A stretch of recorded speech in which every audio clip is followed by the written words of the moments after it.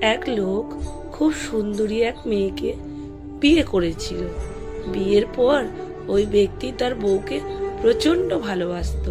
তাদের সংসার খুব সুখের ছিল, দুজন দুজনকে প্রচন্ড ভালোবাসতো। কিন্তু হঠাৎ এলাকায় এক ধরনের চামড়ার রোগ মহামারী আকার ধারণ করলো। হঠাৎ একদিন সুন্দরী মেয়েটার শরীরে ওই রোগের লক্ষণ দেখা দিল। মেয়েটা বুঝতে পারলো এই রোগ তার পুরো শরীরের চামড়ায় ছড়িয়ে পড়বে এবং সে তার সৌন্দর্য হারাবে। যেদিন মেয়েটার শরীরে এই লক্ষণ দেখা দিয়েছিল, সেই দিন মেয়েটার স্বামী অফিস থেকে বাড়ি ফেরার পথে অ্যাক্সিডেন্ট করলো। এই অ্যাক্সিডেন্টের পর লোকটা তার দু চোখের দৃষ্টিশক্তি হারায়। দৃষ্টিশক্তি না থাকার সত্ত্বেও লোকটার সাথে মেয়েটার সংসার সুন্দরভাবে চলতে থাকে। বেশ কয়েক বছর পর একদিকে রোগের কারণে দিনের পর দিন মেয়েটার চেহারা কুৎসিত হতে থাকে, কিন্তু অন্ধ স্বামী বুঝতে পারে না তার স্ত্রী দেখতে কতটা বৃষ্টি হয়েছে। এভাবে 40 বছর তাদের সংসার সুখে শান্তিতে চলতে থাকে।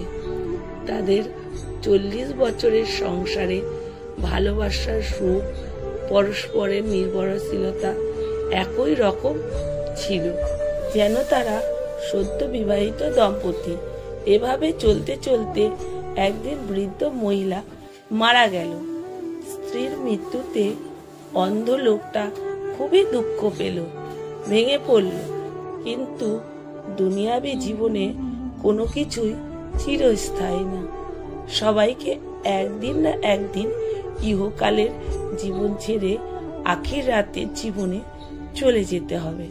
অন্ধ লোকটা যখন তার প্রিয়তমা স্ত্রীকে কবরে সজ্জায়িত করে ফিরে আসছিল, তখন পিছন থেকে একজন ব্যক্তি অন্ধ লোকটাকে প্রশ্ন করল, কোথায় যাচ্ছ বাবা?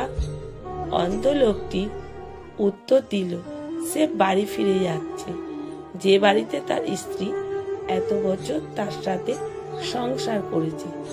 এই কথা শুনে প্রশ্নকারী লোকটি অন্ধ লোকটিকে বলল, তুমি কিভাবে একা একা বাড়ি ফিরবে? তুমি তো অন্ধ। অন্ধ লোকটি উত্তর দিল, সে একাই বাড়ি ফিরতে পারবে, কারণ আদতে সে অন্ধ নয়, সে সবকিছুই দেখতে পায়। এত বছর সে তার স্ত্রীর সামনে অন্ধের অভিনয় করেছিল, কারণ সে যখন জানতে পেরেছিল তার স্ত্রী স্কিন ডিজিজে আক্রান্ত হয়েছে, তখন সে এটা ভাবে ভয় পেয়েছিল যে তার স্ত্রী হয়তো হীনমন্যতায় ভুগছে। সেই কারণে হয়তো মনে মনে ভাববে তার স্বামী তাকে আগের মতো ভালোবাসে না, সেই কারণে নিজের অবস্থার জন্য কষ্ট পাবে।